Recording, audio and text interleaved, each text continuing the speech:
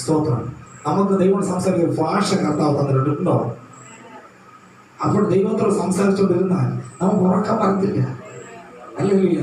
കാരണം ദൈവം അതാണ് നമ്മളെ ഭാഷ. ഇത് നമ്മൾ ആ ദൈവം സംസാരിക്കുന്ന ഭാഷ നമ്മൾ എന്തുപയോഗിക്കും? നമ്മളിത് ദുരുപയോഗം ചെയ്യും. അല്ലല്ലോ?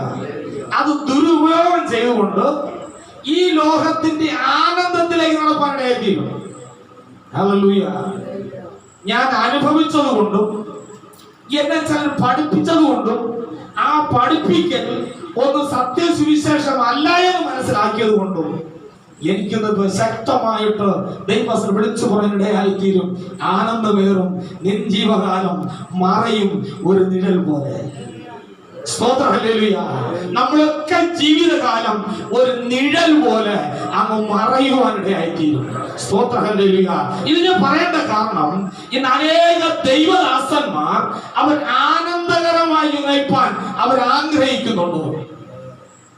കുറിപ്പെട്ട സമയം ഒരു പ്രാർത്ഥന 5-10 മിനിറ്റ് ചെറുത്